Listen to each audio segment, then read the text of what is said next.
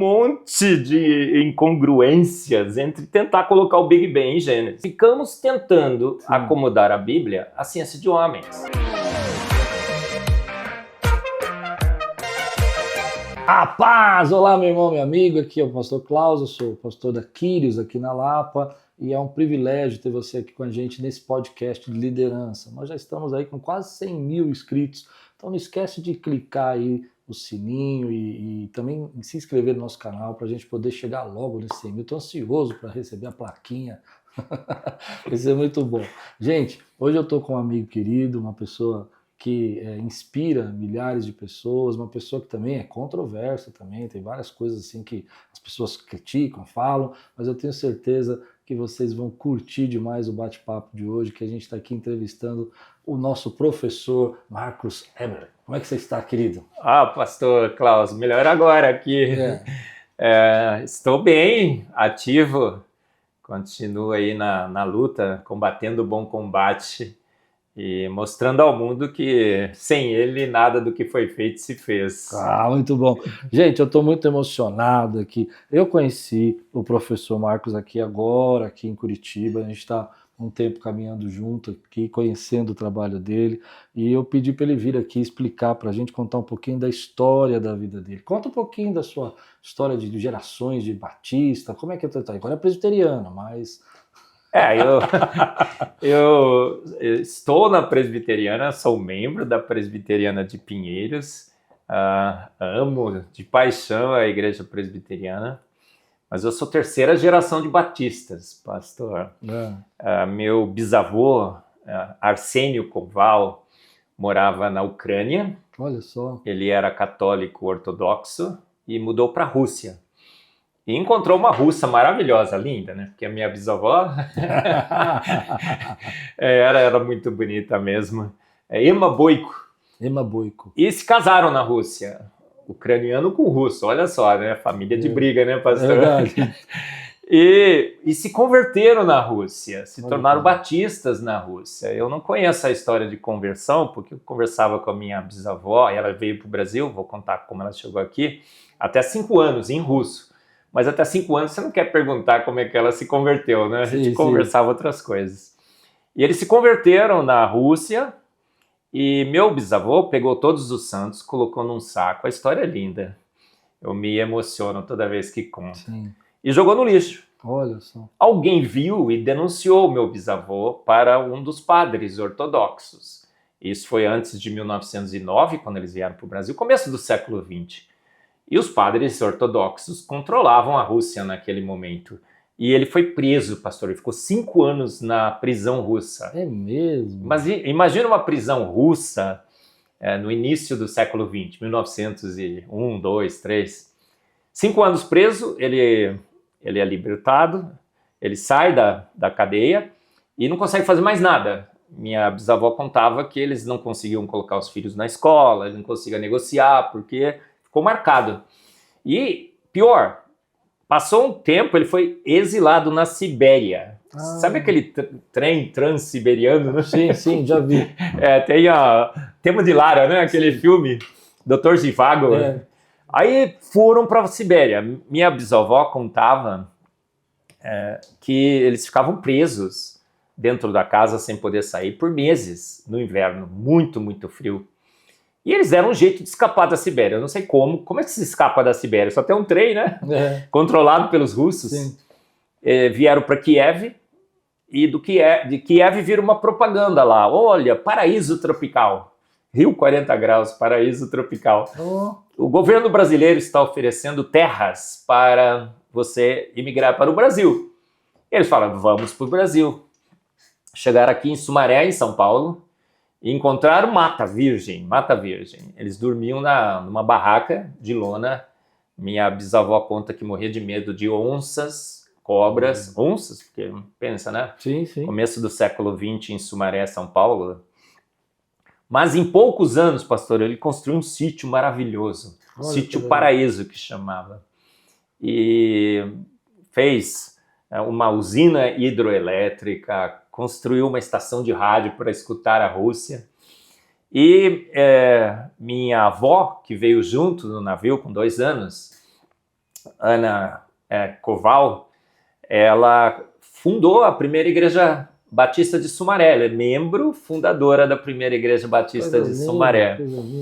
E meu pai, que agora já é Eberlin, porque ela casou com um alemão, Marcelo Eberlin, ele é praticamente fundador da primeira igreja batista de Campinas.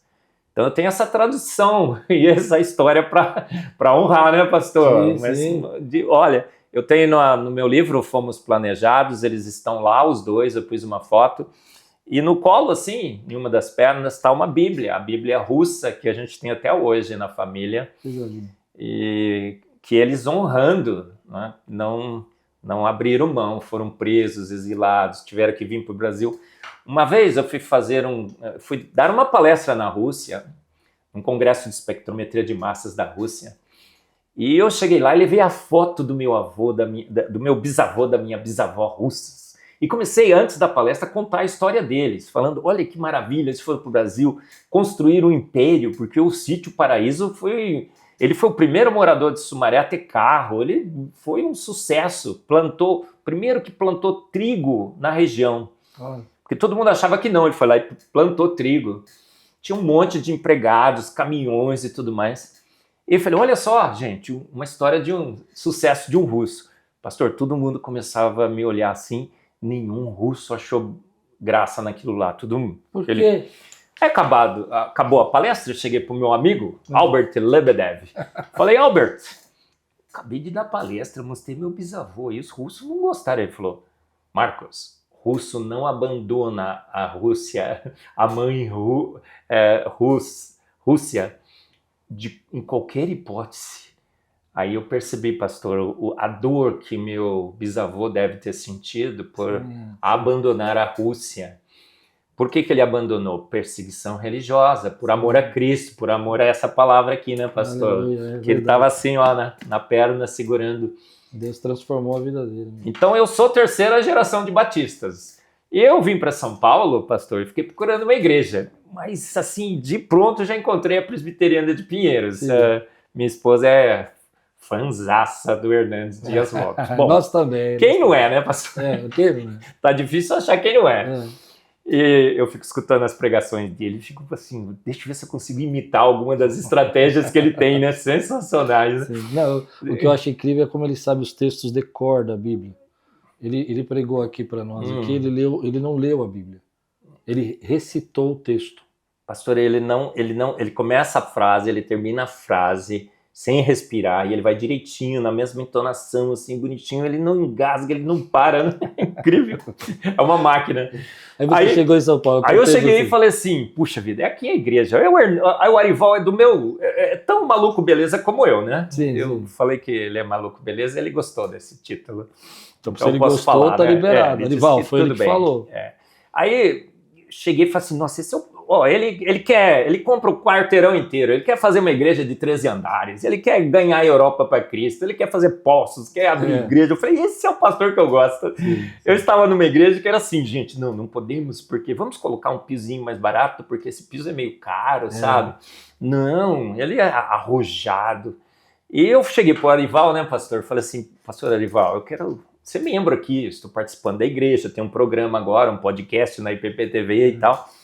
Eu tenho que ser membro, mas eu não posso abandonar a Igreja Batista, que eu sempre fui membro. Eu sou terceira geração, contei a história para ele. O que o Arival me disse, pastor? O que o senhor acha?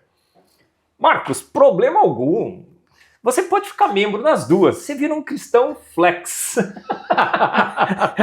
Gente, eu sou um cristão flex. Então eu sou batista, membro da primeira Igreja Batista de Campinas e membro da Igreja Presbiteriana de Pinheiros. Então eu vou no meio dos batistas, como eu fui lá em Curitiba. Chegou lá e falou, gente, sou batista. Da Presbiteriana de Campinas. Quando eu vou na Presbiteriana, eu falo, gente, presbiteriano. Olha, Calvino estava certo. Aí nas batistas, eu falo assim, Armínio. Aí eu, tão flex, né, que eu posso ser arminiano e calvinista, pastor. Deus, você é o único. É impossível, não é? Eu nunca conheci outro. Viu? Não. Eu tenho, assim, eu tenho uma teologia, a minha, né, que eu acho que está perfeita. Todo mundo tem a sua própria, não não tem? Sim, tem. Mas tem sido um grande privilégio estar lá na Pinheiros com o pastor Arival e compartilhar com ele esses sonhos gigantes que ele tem. Ele tem sonhos gigantes. Sim, tem. Ele acorda, né? Sonhou com alguma coisa, ele quer fazer aquela coisa que ele sonhou realidade. E eu tô com ele, a gente tem se dado muito bem na Presbiteriana, tem um programa na IPPTV, maravilhoso. E o cientista? Então, pastor... Como surgiu o cientista? Essa é uma história muito bacana também, cheia de milagres. O primeiro milagre é meu bisavô e minha bisavó escapar da Sibéria, né? Como é que pode? Eu sempre fico pensando isso. Um outro milagre, e abandonar a Rússia por amor a Cristo. Agora, quando eu era moleque, eu falei assim, vou ser ciência da computação. Estava começando, pastor. Eu quero...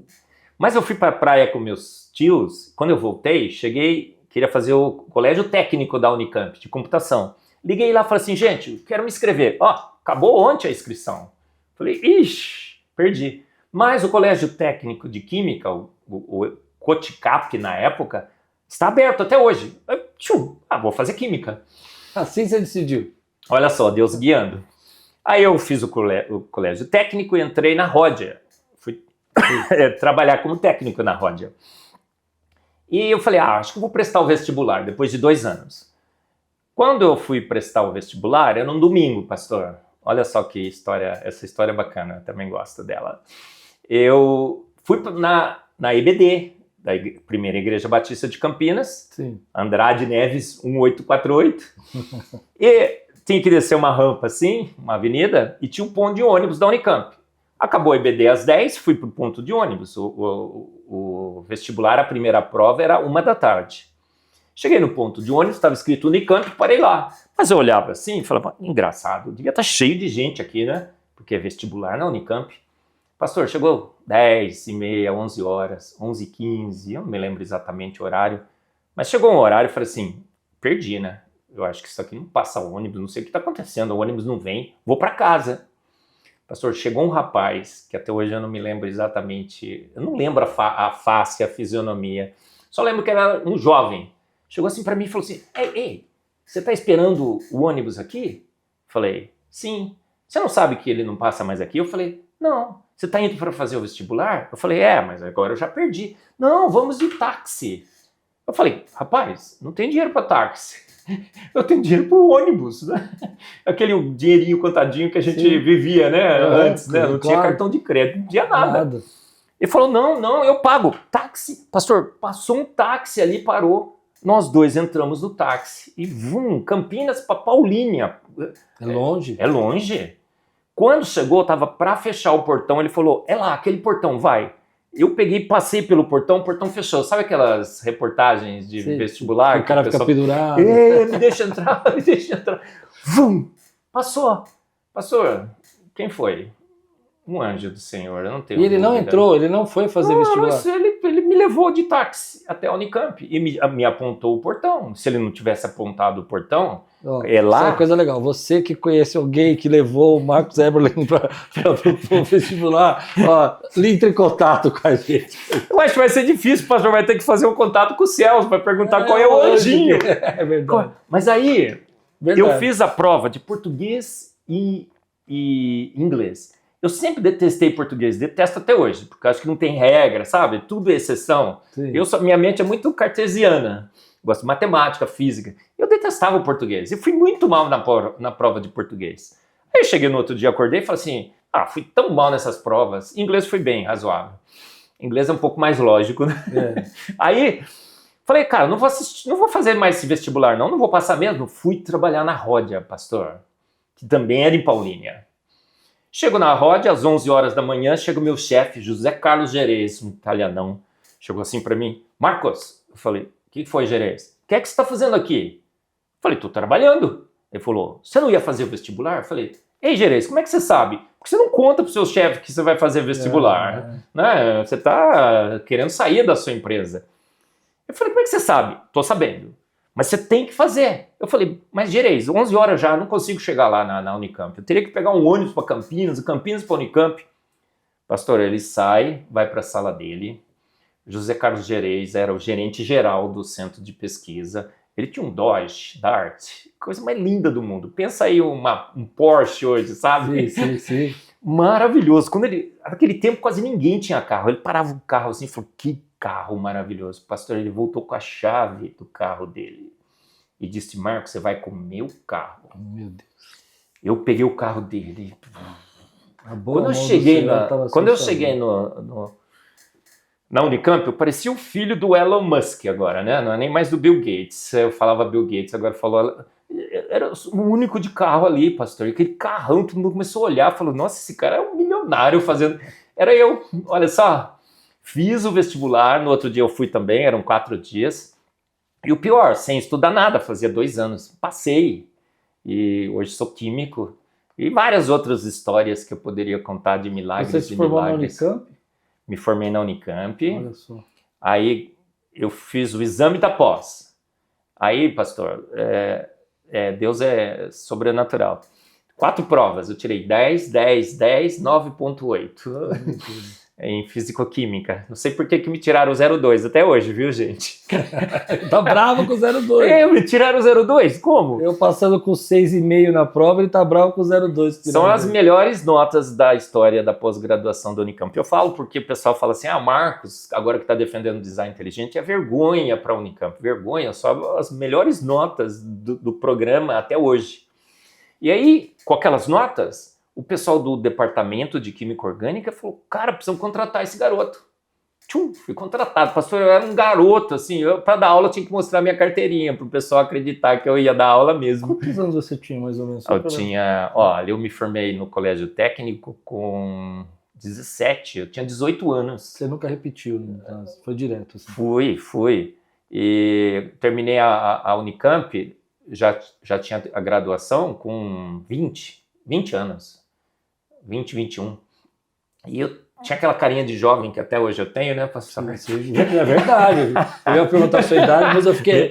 eu sei a sua idade. Time, pastor. Eu sei a sua idade. Mas idade a gente não pergunta, né? A gente então, estima. As mulheres, principalmente. Os homens, então. 66, 66. Você tem 66 mesmo? 66 anos. Eu não acreditei quando você falou isso. Então, eu tinha uma carinha, sempre tive uma cara de mais jovem. Eu tenho 54, vamos ser sinceros. Se tivesse nós dois aqui, quem parece mais velho? Eu, não é? Não, pastor. Estamos empatados, vai. Empate técnico. Aí chegou, eu tenho que mostrar minha carteirinha para dar aula. Aí teve uma outra coisa sobrenatural. Eu entrei na área perfeita em química, espectrometria de massas. Na época, era o patinho feio da ciência. Hoje é a área mais importante da ciência. E o que estuda espectrometria de massa? Espectrometria de massa. Pega uma molécula, você quer saber que molécula que é. Você joga dentro do espectrômetro, ele te dá a massa, ele te dá padrão isotópico, ele dá a fragmentação. Ele identifica a molécula para você, dá um nome para a molécula. Isso é útil em praticamente todas as áreas da ciência. Isso. Você pega uma proteína, ele te dá o nome da proteína. Pega uma droga farmacêutica, ele caracteriza, farmácia, bioquímica, todas as áreas da ciência. Você pega uma nanopartícula em materiais, ele caracteriza. Mas na época não era nada. E eu queria fazer sínteses orgânicas, sintetizar moléculas. Mas um professor chegou para mim e falou assim, Marcos, não faz síntese não. Trabalha com espectrometria de massas, que é a área do futuro. José Augusto Rosário Rodrigues, é o Zé, Super Zé a gente chamava ele. O Super Zé fez uma profecia, porque ninguém na época poderia dizer que a espectrometria de massa seria uma área do futuro. Era um patinho feio na época, não conseguia analisar quase nada, por isso que ela não era tão importante. Aí eu fui conversar com uma professora, que era a professora da área. Quando eu entrei na sala dela, era a professora Cone, falei, professora Cone, queria fazer espectrometria de massas com você. Posso ser seu aluno de iniciação científica? Pastora, ela olhou assim, passa mais tarde aí, deixa seu currículo. Aí eu peguei, saí com o meu rabinho no meio das pernas, sabe? Sim.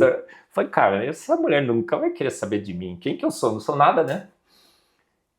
Vou trazer meu currículo? Que currículo é esse? Não tenho currículo nenhum, né? Tô começando. Currículo, nome, endereço e pretensões, né? Aí De repente, vem a Connie, assim, a norte-americana, ela, Marcos, wait a minute. Lembro até hoje, wait a minute. Eu falei, o que é wait a minute, né? Venha, come back. Eu falei, não, você começa amanhã. Eu falei, o que fiz essa mulher trocar de... Pastor, do lado da sala, na mesma sala, uma mesa ao lado, tinha a professora Anita Marçaioli. Connie Cacheres, Anita Marçaioli. E eu tinha acabado de fazer uma prova de química orgânica com a professora Anita. E química comigo sempre foi. Sim. Eu tinha tirado 10. A Anita, quando eu saí da sala, a professora Anita chegou para a Connie e falou assim, você dispensou o menino? Ela falou, conheço. Ela me contou depois. Olha aqui, ele acabei de corrigir a prova dele. Tirou 10. Por isso que a Connie saiu correndo atrás de mim. E existe isso, pastor? Existe esse tipo de coincidência múltipla, contínua, repetida? Tem uma frase em Neemias que fala assim, a boa mão do Senhor estava sobre Neemias, né? A boa mão do Senhor estava sobre você. Amém. E ele foi me direcionando até chegar aqui, né? Com o pastor Klaus nesse podcast super legal. Gente, 100 mil, todos os meus... do meu canal aí, gente, tem que curtir o pastor aqui, tá? Me ajuda aí. Como é que chama o podcast, pastor? Klaus Piragini, só isso. Klaus Piragini, gente, tá bom? Login, chega a placa aí, pastor. Me conta um pouco sobre design inteligente. Tem muita gente que não entende essa história do design. O que você... Bom, primeiro vamos falar um pouquinho de que você era como você falou, um criacionista teísta. Sim. E agora você é, na verdade, um... TDista, vamos lá, vamos falar. Bora. TDista. Então, pastor, nasci na igreja. Sabe aquela história de nascer na igreja? Meus pais, desde pequeno, sempre me levaram na igreja. Meu pai é praticamente fundador da primeira igreja batista de Campinas. E eu sempre aprendi com a minha professorinha da EBD que esse livro aqui é digno de toda confiança, né, pastor? Amém. Ela chegava assim, Marcos, todas as letras aqui... não é alegoria, não é mito, não é revelação de Deus. Toda a escritura foi inspirada por Deus e é útil para o ensino. E a gente aprende nessa palavra que Deus, em 6 dias, há aproximadamente 6.000 anos, pelo poder único e exclusivo da sua palavra, fez todas as coisas. Sim. E foi assim que eu aprendi. É assim que eu acho que um criacionista raiz tem que ser, né, pastor? Eu sou criacionista raiz, mas eu não sei se 6.000 anos, mas tudo bem. Você vai me converter hoje. Hoje a gente tem inúmeras evidências dos 6.000 anos. Mas continua no design. E aí eu era esse criacionista raiz, Sim. Doutrinado pela minha professorinha da EBD. Mas eu entrei na universidade. E numa igreja que... já tinha se retirado da batalha. As igrejas, Deus é o autor e consumador da ciência. Praticamente todas as escolas, o ensino, é a reforma que nos fez incentivar o ensino. As principais universidades do mundo foram criadas por cristãos.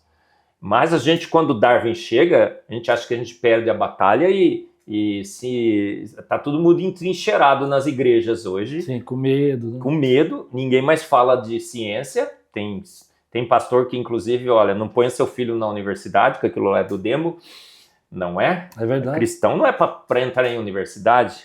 E a gente se entrincheirou nas nossas igrejas e não treinávamos mais os nossos jovens, porque os nossos jovens nem entravam nas universidades. Quando eu entrei, quase que fazem um culto de gratidão. Né? Vai desviar. Não, um jovem cristão entrou na universidade. Então eu entrei totalmente despreparado, pastor. Eu não sabia dar a razão da minha esperança. Eu não sabia contra-argumentar nenhum dos argumentos que eram me apresentados. E eu me converti, então, à evolução e ao Big Bang. O meu professor de física falou, o Big Bang criou o universo, milhões e milhões de anos. A evolução aconteceu. O professor de biologia, de evolução química. E eu, para não abandonar o meu Deus, o que eu fiz? Me tornei um evolucionista teísta, que agora estão chamando de criacionista evolucionário, né, pastor? Eu brinco que era pesticida, agora virou defensivo agrícola, né? Ficou bem melhor, não ficou? Criacionista evolucionário, olha, criacionista, não tem nada de criacionismo ali, né, pastor? E aí o que aconteceu? Eu fui 40 anos um evolucionista teísta, um zumbi na fé. Eu ia na universidade, uma vez num debate, eu estava concorrendo a um cargo lá, falei, mas professor, o senhor é cristão, vai na igreja, hein? Eu falei, rapaz, segunda a sexta eu sou cientista. Cristão eu sou aos domingos na igreja. Pastor, eu falei isso. Mas é exatamente isso que um evolucionista teísta é. Era o que eu era, pastor. A gente, segunda a sexta, a gente louva a ciência, sábado a gente descansa, domingo a gente vai na igreja e diz que Deus guiou a evolução, Deus guiou o Big Bang. Põe a ciência em primeiro lugar, é o que eu fazia. Até neguei a minha fé, eu peço perdão a Deus. E 40 anos eu era um zumbi na fé. Eu não dava palestras, não falava nada, eu fugia de qualquer debate. Aqueles agentes secretos, né? Eu nem falava que eu era cristão. Quando falavam que eu era cristão, eu falei, cristão sou na igreja. Olha só. Mas, em 2008... saiu uma revista... Oi? O que mudou? O que mudou, pastor? Deus é maravilhoso. Saiu uma revista, saiu uma reportagem na Super Interessante, na capa, Darwin, o homem que matou Deus. Eu tenho até hoje a revista, se o pessoal procurar aí, Darwin, o homem que matou Deus, Super Interessante, você vai ver. Não sei nem se dá para editar aqui e colocar depois a capinha, né? Tem a Thalita ali, vai colocar, gente, ó, tá vendo aqui, ó? Darwin, o homem que matou Deus, né, Thalita? Beleza? Essa revista aqui, ó, aqui, né, Thalita, pode ser assim, ó. Ó, aqui essa revista, gente, ó, aqui, viu, Thalita? Me tirou do conformismo. Da zona de conforto, né, pastor? Do conformismo. Falei, cara... E aí, em seguida, saiu uma reportagem na Veja, que tem outra revista da Veja muito fundamental nessa minha transformação, dizendo assim, Darwin venceu. E só os ignorantes evangélicos do Brasil que ainda contestam Darwin. Porque Darwin eliminou a necessidade de Deus. Eu falei, peraí, Darwin matou Deus, eliminou a necessidade de Deus? Eu sou um darwinista e creio em Deus. E eu fui dar uma aula na Unicamp. Era a turma de computação, pastor. São os melhores alunos da Unicamp, né, com a medicina. E tinha um negro, que foi o primeiro negro a ser o primeiro lugar da Unicamp. Olha só. Até eu cumprimentei ele, falei assim, cara, acabou com essa ideia aí de raças superiores e inferiores, né? O menino era um gênio. E eu sempre gostava de conversar com ele, porque era um papo muito legal. E eu estava dando aula, eu lembro que ele chegou para mim e falou assim, professor, o senhor tá meio nervoso hoje, né? Tá meio pé da vida, né? Eu falei, cara, tô meio pé mesmo. Eu falei, por quê, professor? Você viu aquela revista lá da Veja? Falou que Darwin matou Deus. Como que Darwin matou Deus? Deus é imatável. E começamos uma discussão, pastor. Foi umas 2 horas. Todo mundo da classe se aproximou. Eu lembro que já estava escuro, a aula terminava às 4 da tarde. De repente alguém lá falou assim, professor, o senhor crê em Deus? Eu falei, claro que sim. O senhor não quer dar uma aula sobre a sua crença em Deus? Você tem evidência? Eu falei, próxima aula.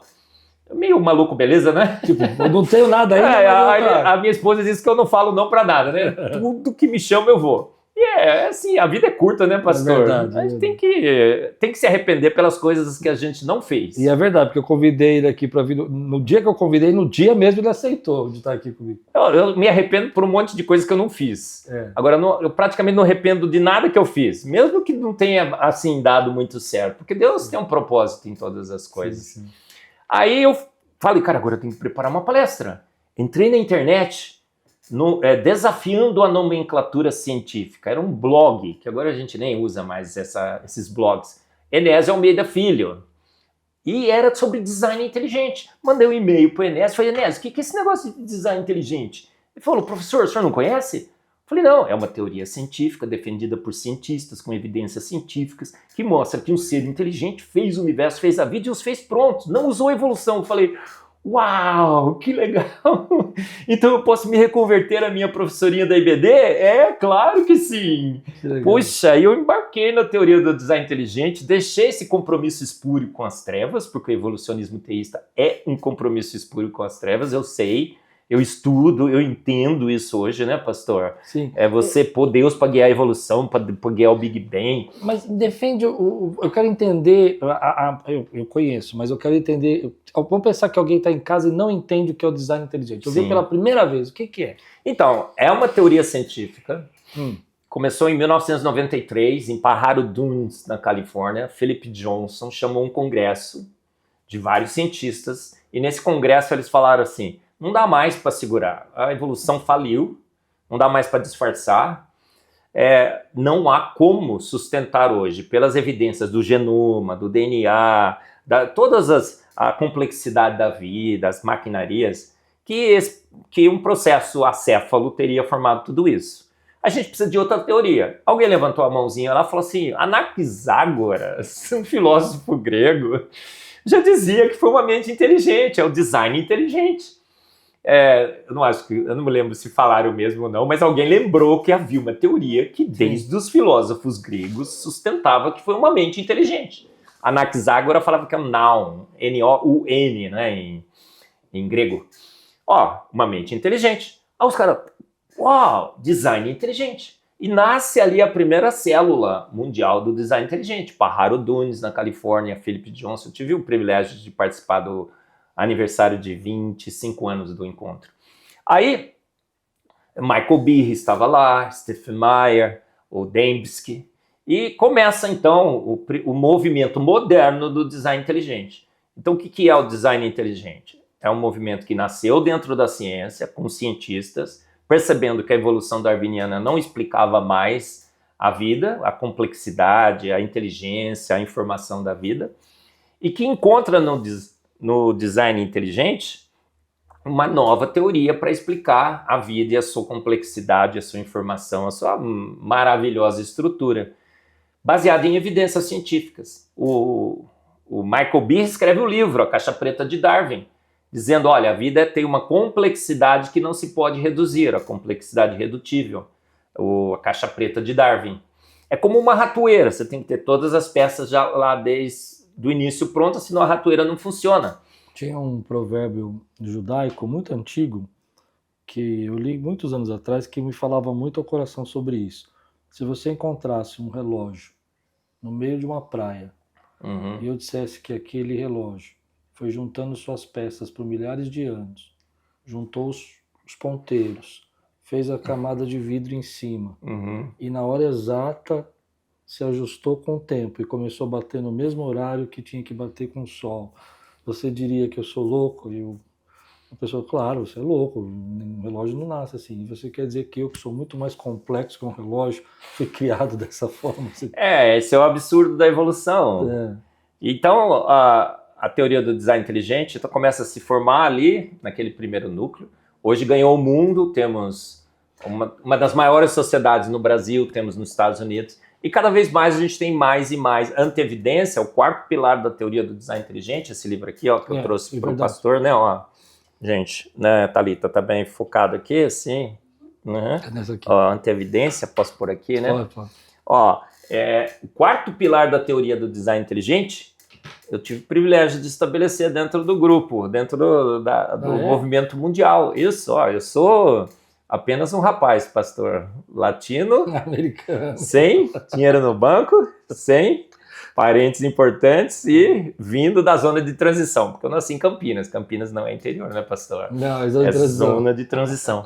Mas tive esse privilégio, olha, de estabelecer, eu fui convidado pelo pessoal para dar uma palestra nos Estados Unidos. Eu falei, cara, tem mais um pilar, a anteevidência, um ser de extrema inteligência, prevendo problemas futuros, de antemão providenciou a solução.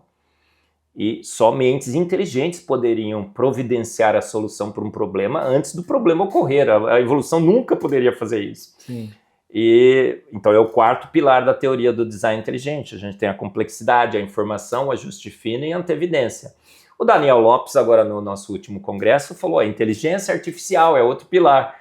Pastor, milhares e milhares e milhares de profissionais de TI, com milhões e milhões e milhões e milhões de dólares, trabalhando por décadas, até hoje não conseguiram uma inteligência artificial tão inteligente como a nossa inteligência. E agora vai dizer que isso daqui é produto do acaso? É mais um pilar, é o quinto pilar, Daniel Lopes, que acaba de lançar. Então nós temos argumentos, nós temos ferramentas para avaliar o universo e a vida e para dizer, olha, não foram processos naturais. O design inteligente diz que por design, que é o arranjo de partes, a organização de partes inteligente, o universo, a vida e a Terra foram formados. Nada de Big Bang, nada de lento, gradual e sucessivo. Nada de evolução lenta, gradual e sucessiva. E foi feito pronto.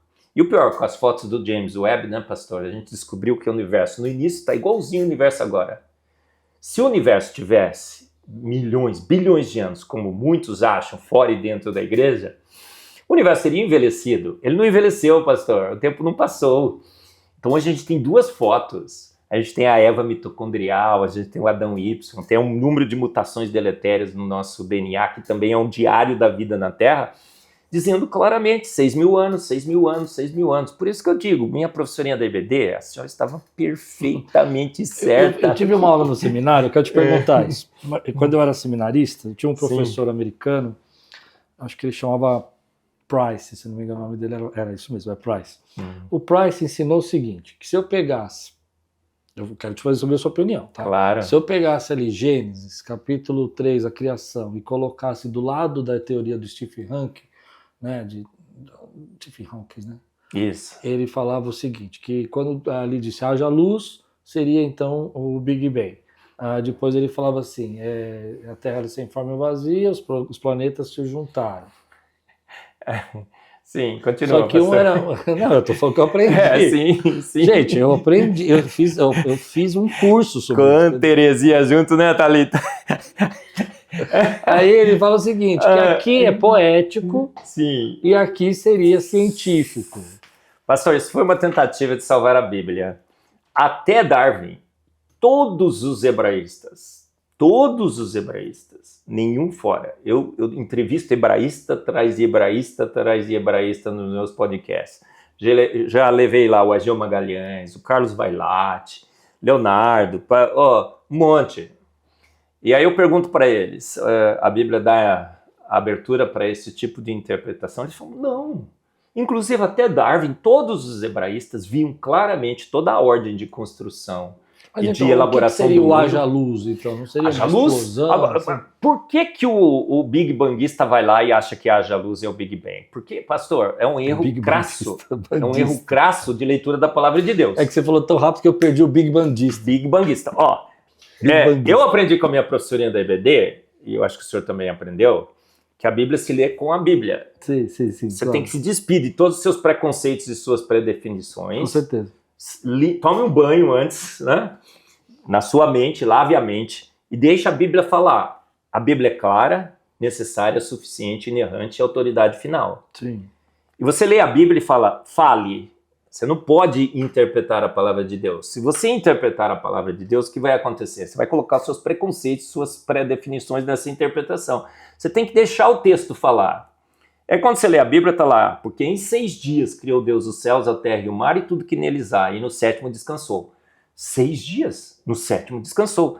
No princípio criou Deus os céus e a terra. Não dá para ter Big Bang, porque senão a terra tem que ficar 9,3 bilhões de anos para frente para ser criada. Jesus, quando perguntado sobre o casamento, diz, não tendes lido, aí eu até brinco, né, cabeção, que desde o princípio, ele falou em aramaico, foi registrado o princípio, a palavra princípio em grego, e a mesma palavra em grego do princípio de Jesus está em Gênesis 1 do grego. Então é o mesmo princípio, é o princípio de todas as coisas. Você não tem deslido que desde o princípio de todas as coisas eu os fiz homem e mulher? Acabou, pastor, não tem como ter dúvida. Você tem dúvida? Nenhuma. Se você não consegue entender a Bíblia, segundo a minha professorinha da EBD, você tem que continuar, porque a Bíblia explica a Bíblia. Você vê como Gênesis 1, Mateus 22, alguma coisa que Jesus fala, não tem deslido desde o princípio, sim. Explicou Gênesis 1:1, tudo se complementa. Quando você não consegue explicar, você pede ajuda do Espírito Santo. Entender, você pede ajuda do Espírito Santo. Quando não consegue entender assim, é porque é um segredo, um mistério não revelado. Mas as pessoas ficam assim, o Hugh Ross, do Ministério Reasons to Believe, também é Big Bangista, ele fala, cara, eu li a Bíblia e achei o Big Bang aqui, no haja luz e tudo mais. Por quê? Porque ele tinha o Big Bang como o dogma sagrado. Com o Big Bang, se encontra o Big Bang na Bíblia, mas faz sentido? Pastor, o Sol é criado no 4º dia. Sim. As plantas no 3º. As plantas dependem do Sol para fotossíntese. Ficou esperando uma era? Não faz sentido nenhum. Tem um monte de incongruências entre tentar colocar o Big Bang em Gênesis. O Gênesis é claro demais, são 6 dias literais, há 6.000 anos, porque a cronologia, a genealogia de Gênesis deixa muito claro. A Terra era sem forma e vazia. O pessoal disse, Satanás caiu do céu, conhece essa história? Sim, sim. Destruiu a terra. Aí Deus teve que recuperar a terra. Da onde que surgiu isso? A teoria da lacuna, Gênesis 1:1 e Gênesis 1:2, foi inserida, né? Foi introduzida forceps, né? Forceps é para tirar, não é para introduzir, mas foi enxertada na Bíblia. Não existe aquela lacuna. Por quê? Porque ficamos tentando acomodar a Bíblia à ciência de homens. Ficamos tentando ver o Big Bang. Os 6.000 anos, vamos lá. É da criação ou da criação do homem? Pastor, no princípio criou Deus. No princípio. 6 dias. Criou Deus os céus, e a terra e o mar, e tudo que neles há. Jesus falou, desde o princípio eu os fiz, homem e mulher. Então tudo se inicia nesse princípio de Gênesis. A terra, os céus, o homem e a mulher. O homem e a mulher. Então não dá para você desconectar a criação da terra e da vida ou do universo. Os céus, a terra, o homem e a mulher. Junto os dois versículos. Sim, então quer dizer, tudo teria sido criado junto. 6.000 anos. Há 6.000 anos atrás. 6.000 anos, sim. Em 6 dias, né? Ele foi segundo os dias da criação. Haja luz. Então, por exemplo, o primeiro 1.000 anos seria um dia? Igual o Pedro fala, um dia para Deus vale mais para 1.000 anos. Esse é um versículo muito interessante, pastor. Então, estou perguntando. O pessoal usa como argumento na discussão. Sim, estou entendendo. Totalmente fora de contexto. O versículo, quando fala, olha, porque está em 2 Pedro... Acho que é 2 Pedro. Porque para Deus 1.000 anos é um dia e um dia 1.000 anos. Qual é o contexto desse versículo? É a segunda vinda de Cristo. E o que o versículo está tentando nos dizer? A gente estava dizendo, Deus está demorando. Jesus está demorando para voltar. Aí o versículo está querendo dizer assim, olha, Deus não conta o tempo do jeito que a gente conta. O que está demorando, o que está atrasado para você, para Deus pode estar bem no tempo. Na realidade, se ele voltar agora, ele estará adiantado. Porque para Deus 1.000 anos é um dia é 1.000 anos. O versículo só quer dizer que para Deus o tempo, passando 100, 200, 300 anos, não é muito tempo para Deus, é muito tempo para nós. Nada a ver com o tempo da criação, a gente não pode usar esse versículo para justificar os milhões e milhões de anos Então me explica os 6 dias, isso que eu não entendi. 6.000 anos são de Adão até a gente aqui. Sim, 2.000 anos até Jesus. 1.600 até o dilúvio. Isso, 1.600 até o dilúvio. 2.400 até Cristo, 2.000 até a gente. Pastor, temos evidências para esses 6.000? Temos, tudo bem. Pegamos a Eva mitocondrial, regredimos, fizemos o sequenciamento do DNA mitocondrial. Descobrimos que todos nós, primeiro, convergimos para as 3 mulheres. Depois essas 3 mulheres convergem para uma só, que viveu na Terra há 6.000 anos. Quem são essas mulheres? As 3 primeiras são as noras de Noé. De Noé. E a primeira é a Eva mitocondrial, 6.000 anos. Não, tudo bem, eu entendi. O que eu não entendi é o seguinte, no primeiro dia, então, é um dia literal, criou os céus e a terra. 24 horas. 24 horas. Sim. Uau. O Ion. Não, eu sou criacionista, mas eu nunca pensei assim. Por que pegaram o Ion e transformaram em eras? Pastor, Moisés tinha conceito... O Ion é interessante. Moisés que escreveu, certo? Certo. O senhor concorda que foi Moisés que escreveu Gênesis, certo? Tudo bem. Moisés tinha um conceito de eras? Ele sabia o que eram milhões e milhões de anos? Não. Não, o conceito de eras vem quando a gente precisou de muito tempo para que o tempo de Darwin pudesse fazer os seus milagres. Até Darwin, ninguém pensava em milhões e milhões de anos. Todo mundo achava que a Terra é jovem. Todo hebraísta, até Darwin, achava que o Yom do hebraico era um dia de 24 horas. Pincelo um ou outro teólogo lá. Outro dia pegaram Agostinho. Agostinho não achava que era um dia literal. Sabe o que ele achava? Que Deus tinha feito imediatamente. Por quê? Porque Agostinho lia a Bíblia no grego, pastor, nem no hebraico ele lia. E ele foi fortemente influenciado pela filosofia grega. E na filosofia e teologia grega, os deuses não usavam o tempo. Quando eles queriam, eles faziam imediatamente. Então, tá vendo? É exegese grega que ele usou. Sim. Então tem um outro herege, mas até Darwin, todos os hebraístas, todos os teólogos liam o Gênesis, o hebraico, falava um dia literal, 24 horas, 6.000 anos, faziam uma conta, inclusive. Ó, deixa eu falar sobre Moisés. Moisés não tinha um conceito de eras, pastor. O povo para o qual ele escreveu também não tinha um conceito de eras. Como é que eu vou usar uma palavra totalmente fora do contexto? Agora, manga, o que eu estou falando para o senhor? Quando eu falo manga, o senhor entende o quê? Manga é uma fruta. Mas pode ser a manga da minha camiseta. Pode ser. Manga tem 7 significados diferentes. Agora, quando eu falo assim, tomei um suco de manga, o senhor não pode dizer que foi a manga da minha camisa. Não. Outro dia eu estava num debate com um pastor e ele disse, Marcos, Ion acomoda eras. É como ele está falando, está escrito lá, tomei um suco de mangas, ele falou, aquela manga acomoda a manga de camisa. Não, a palavra adquire um significado dentro de um contexto. Sim. Houve tarde manhã, ou primeiro Ion. Então não tem como você escapar, pastor. O Ion ali é um dia de 24 horas. Eu acho que esse aqui vai dar uns 3 podcasts hoje. Bora! Vamos! Existiu dinossauro ou não existiu? Pastor, claro que sim. A Bíblia tem dinossauro em Jó. Que susto! Jó 40:15. Bimote. O bimote é um braquiosauro. Então. Porque uma vez eu escutei um camarada falando assim, não, esses esqueletos que tem no museu, eu estava no museu de Londres, lá, da ciência natural, e tem um baita esqueleto. Plástico, né? Polímero, né? Então, mas é tudo polímero aqui? De jeito nenhum, pastor. Tem grandes cemitérios de dinossauros na Terra. Sim, então tá bom.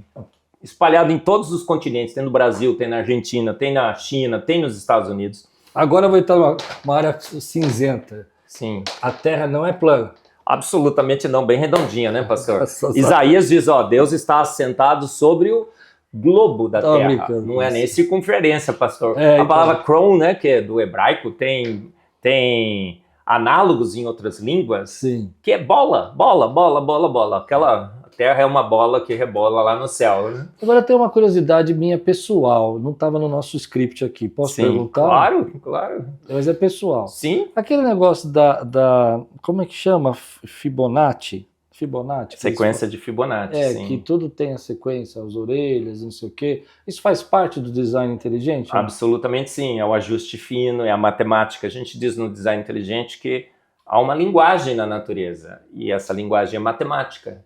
E a natureza segue padrões, segue equações matemáticas, inclusive. E o caos não deveria seguir. A sequência de Fibonacci, em muitos casos, não tem nenhuma explicação, assim, é vantajoso. Sabe aquela história de vantajoso? Porque eles querem definir que a sequência teria existido porque isso seria bom para a evolução, né? Pastor, tudo é 1,66, a proporção áurea, né? A sequência de Fibonacci e tudo mais.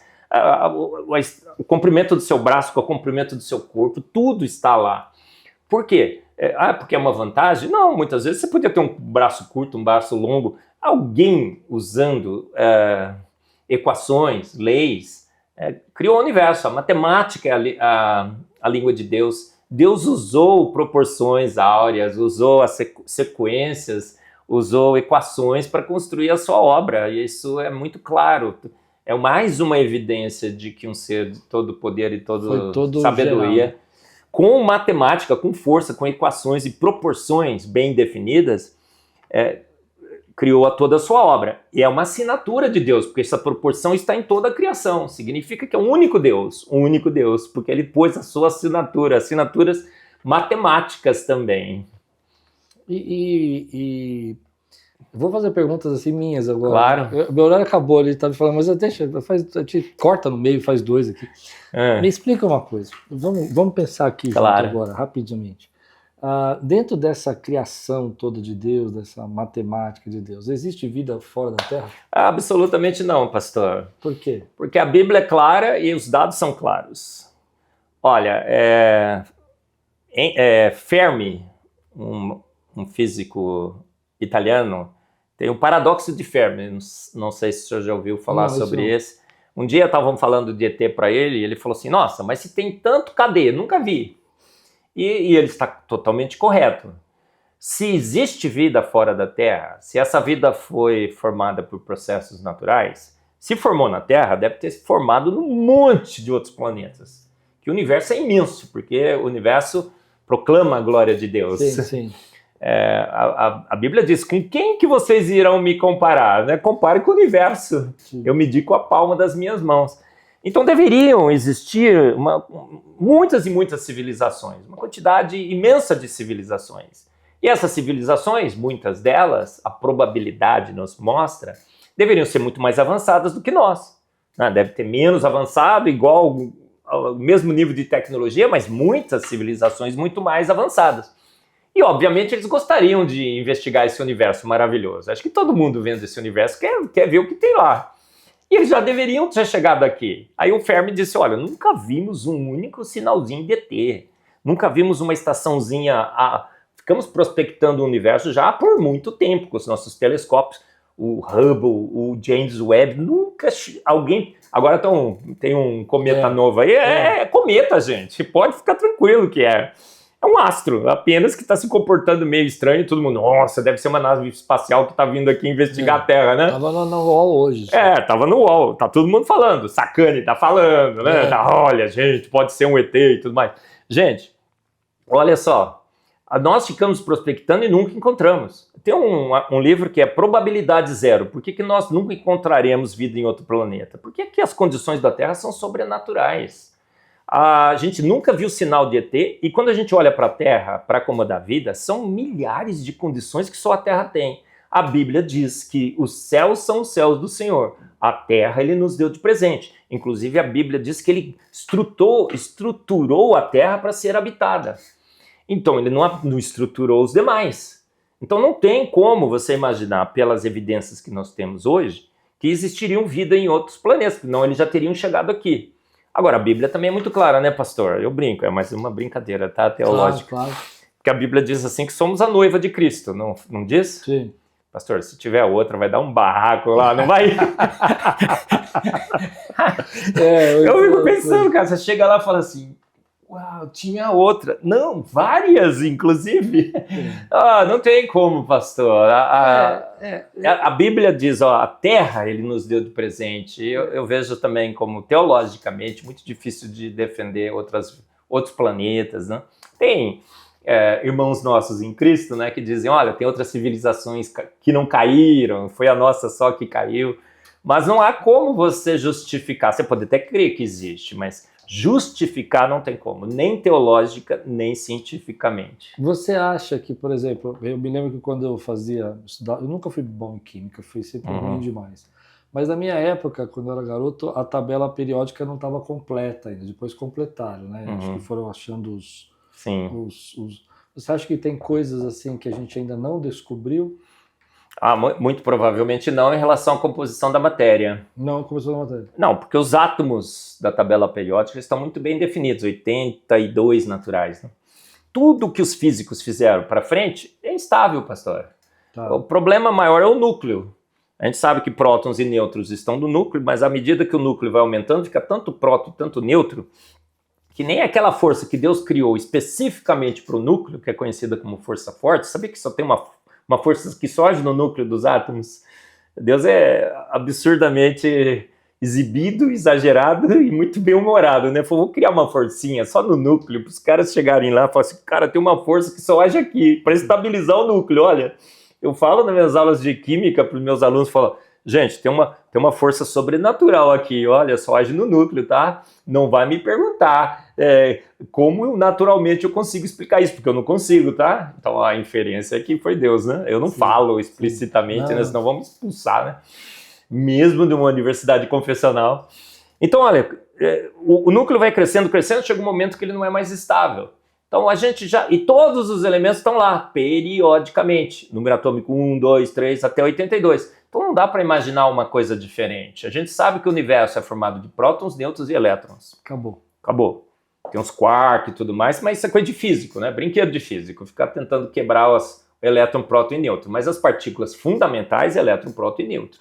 Os quarks, aqueles mesons lá, pi e tudo mais, é subestrutura que não importa muito na vida real.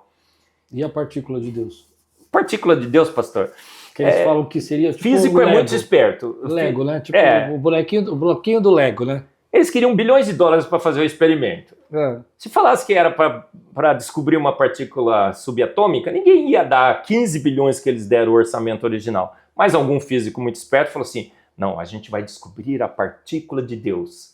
Aí para achar Deus por 15 bilhões já ficou bem baratinho, não ficou?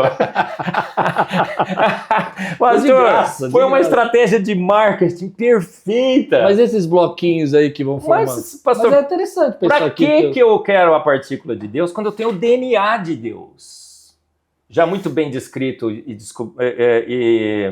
já descobrimos e já descrevemos muito bem o DNA. Quando eu tenho o código genético de Deus, quando eu tenho as quinesinas, os robôs nanomoleculares de Deus, eu tenho os pássaros, eu tenho o martim pescador, eu tenho plantas carnívoras. Pastor, plantas carnívoras? Faz sentido? Pensa comigo aqui, vai, todo mundo que está me ouvindo. Planta carnívora não faz o menor sentido, é planta carnívora. Deus é muito bem-humorado, não é? Sim. Eu digo que é o desespero dos vegetarianos. Tem plantas carnívoras, gente. Aí, se você corta a armadilha da planta carnívora, ela sobrevive com fotossíntese. Então, ela não precisa daquela armadilha. Agora, ela gastou todo um potencial genômico para construir a armadilha, para ir lá pegar e fazer um suquinho do bicho. Por quê? Para proclamar a glória de Deus, para deixar muito claro que é ele que fez. Ele falou, crio planta, crio animal carnívoro e crio uma planta carnívora, só para deixar claro que fui eu que fiz. Para não ter dúvida que é Deus. Para não ter dúvida nenhuma, pastor. Plantas carnívoras, a lagosta Mike Tyson, que está na capa do meu livro, isso. Olha só, ela dá um soco tão forte, tão forte, tão forte, que ela quebra o aquário se você colocá-la no aquário. Ela quebra a casca do caranguejo. Potencialmente falando em relação ao Mike Tyson, ela tem um soco 10 vezes mais forte. Por isso que eu coloquei aqui um nocaute para Darwin. Como é que pode ter uma lagosta tão poderosa assim e uma luvinha de boxe para proteger a mão? Tudo tem que estar desde o início, porque se ela tinha um soco forte e não tinha a luva, ela quebrava a pata. Sim. Agora, se ela tem a luva e não dá soco forte, para que a luva serve? É complexidade redutiva, antevidência. A luva eu vou criar um bicho que dá um soco forte assim, o que eu tenho que fazer? Proteger a patinha. E a luva de boxe que ela tem é a de mais alta tecnologia conhecida na Terra. Por quê? Porque o sistema de amortecer o choque é maravilhoso. São 3 tipos de nanomateriais, tudo intercaladinho, bonitinho. Você olha aquilo e fala, nossa, isso daqui foi o McGrath, né? O Instituto de Nanotecnologia do Mackenzie que fez. Eu acho que nem foram eles, porque é coisa boa demais. Isso que nenhum homem conseguiria fazer. Olha. Evidências claras que um grande Deus... Mas quando dizem que, por exemplo, entre o homem e uma lagosta, 99% do nosso DNA é igual a Deus? Pastor, a ciência da parecência, claro. Ixi, muito. Pastor, diz que a gente é 99% parecido com os chimpanzés. Com a banana também. Com a banana, 50%, pastor. Agora, a gente é muito mais parecido com os porcos. Aí eu digo assim, né? Com o macaco, era só Ponte Pretano que deveria gostar, né? Como eu. Com os porcos, só os palmeirenses. A gente é parecido? Não, há uma diferença genômica imensa. Os chimpanzés hoje a gente já está chegando a quase 33%, dá 1 bilhão de pares de bases. Eu acabei de fazer um estudo em proteômica, nós somos 66% diferente em proteínas. No mínimo, a gente foi bem conservador. Então, esquece essa história. Já fizeram algum transplante de órgão de chimpanzé para humano? Não. Nunca. Outro dia fizeram de porco, não foi? Foi um rim de porco. O cara estava em morte cerebral, nocautearam todo o sistema imunológico dele para não rejeitar o rim, colocaram um monte de drogas lá para tentar segurar o rim, e anunciaram para o mundo, fizemos o primeiro transplante de rim de porco para o humano. Por quê? Estão tentando nos animalizar, transformar em meros mamíferos. O que aconteceu com o sujeito? 1 mês ele morreu, não aguentou. Então, porco é porco, humano é humano, chimpanzé é chimpanzé. Nem transplante de órgãos a gente consegue fazer. Se fôssemos tão parecidos com os chimpanzés assim... Tirava o coração e punha o coração. Pastor, o chimpanzé nunca falou nada, nunca nem falou banana, né? Porque banana ele deveria falar, certo? Certo. Eu tenho um amigo meu que foi para os Estados Unidos e ele falou que tinha aprendido a falar inglês. Aí eu sempre conto essa história, porque é verídica. Ele falou, você já aprendeu? Um dia só, uma aula só foi suficiente. O que você aprendeu lá? Só uma palavra. Que palavra? Beer. Cerveja. Ele falou, com essa eu me viro. O resto... Não preciso. Pela lógica da cerveja, né, desse meu amigo, o chimpanzé deveria falar banana, pelo menos. Sim. Ele nunca vai falar, sabe por quê? Porque nós temos 2 regiões neuronais no nosso cérebro que o chimpanzé não tem. Uma que controla a fala e a outra que controla o entendimento da fala. E o chimpanzé simplesmente não tem. O nosso cérebro é 4 vezes maior, tem muito mais coisa no cérebro humano do que no cérebro do chimpanzé. O cérebro humano, quando a criança nasce, ele está todo ainda para ser estruturado. O chimpanzé já está prontinho. O filhote de chimpanzé, se a mãe dele morrer, ele sobrevive tranquilo. A criança até os 20 anos depende da mãe. Deus nos fez totalmente diferentes, dependentes do pai e da mãe. Porque Deus quis, né, que estabelecer essa ligação tão maravilhosa entre pais, mães e as crianças. E não existe nenhuma possibilidade de você imaginar que a gente tenha qualquer tipo de parentesco com animais. Fomos feitos à imagem e semelhança de um grande Deus, filhos do Altíssimo. Ele nos colocou como mordomos da criação, não foi? Sim. Vou terminar aqui agora, Amém. Mas eu quero fazer uma pergunta última final. Última. Volta sim. Outro dia aqui pra gente discutir. Bora, tá combinado, pastor. Ele falou que aceita na hora. Sim. Manda um recado pro povo que tá assistindo a gente aqui. Amém, amém. Aonde que câmera eu olho, Thalita? Aquela ali, né, gente? Essa aqui que tá fechada. Pessoal, foi um papo super mega legal. O pastor Klaus é um craque aqui, né, pastor? Em entrevistas e... Acabei de convertê-lo aos 6.000 anos, eu acho. Eu tô quase. Né, Thalita? Quase. Gente, a gente nunca teve tão ensopado, encharcado, abarrotado, ilhado, totalmente cercado, já falei, né, pastor? Cercado, abarrotado, ilhado, ensopado, encharcado. 5, porque presbiteriano é tudo 5, né, pastor? De evidências de que um grande Deus fez todas as coisas pelo poder único e exclusivo da sua palavra. Como João sempre anunciava, no princípio era o Verbo, e o Verbo estava com Deus, e o Verbo era Deus. Todas as coisas foram feitas por Ele, e sem Ele, nada do que foi feito se fez. Então, nada para a evolução, nada para o Big Bang, esquece todas essas histórias. E essas evidências nos mostram claramente que um Deus todo-poderoso, pelo poder único e exclusivo da sua palavra, como a minha professorinha da IBD sempre me ensinou pela palavra de Deus, fez todas as coisas. E não há momento mais extraordinário na história da humanidade de se viver como o momento que nós vivemos hoje e ser cristão. E ser um cristão raiz que defende a palavra de Deus literal, totalmente digna de confiança. Nada de poesia, nada de alegoria, nada de mitologia. Toda a palavra foi inspirada por Deus, é útil para o ensino. Essa é a minha defesa, uma defesa científica, filosófica e teológica, que faço de peito aberto porque acho que estou cercado de 1.000 anjos à minha direita, 10.000 à esquerda, ou 10.000 à esquerda, 10.000 à direita, vamos corrigir. Meu professor. E de evidências de que realmente a minha professorinha da EBD venceu, o professor Adalto Lourenço venceu, porque beberam da palavra de Deus. Muito bom. Gente querida, tá aqui o professor Marcos Eberlin, aqui. É muito bom ter você aqui, é um privilégio. Eu acho que poucas pessoas têm defendido a fé e defendido a palavra como você tem defendido, né? Isso é uma honra ter uma pessoa que nem você, porque eu imagino o quanto que você deve escutar de haters na internet, de gente mandando recado. Ou não escuta, mas que eles mandam. Mas Paulo disse, né, pastor, quando eu sou fraco, aí que eu sou forte. Aprendi a me alegrar no pouco, no muito, nas honras e nas injúrias também. Amém. Obrigado por você ter sido esse cara incrível aqui com a gente hoje, apresentando essa palavra para nós. Que Deus te abençoe sempre, que você tenha sempre essa alegria no coração. É um exemplo pra gente, é um exemplo da fé, um exemplo do amor que você tem por Jesus. Obrigado por ser assim, viu, querido? Obrigado mesmo. Eu que agradeço, e pastor. Tá aqui, ó, o livro aqui, Antievidência. Olha só, Marcos Eberlin. E aqui tá a lagosta dando um soco aqui, ó. Muito legal. Gente querida, como a química da vida revela planejamento e propósito. Então aqui para quem quiser, só entrar na internet e compra, né? É isso aí. Obrigado, meu professor. Deus abençoe sua vida. Se você gostou desse podcast, não esquece de mandar para alguém aí que tenho certeza que alguém precisava ouvir essa mensagem. Você tenha uma semana abençoada e tudo quanto fizer prosperará.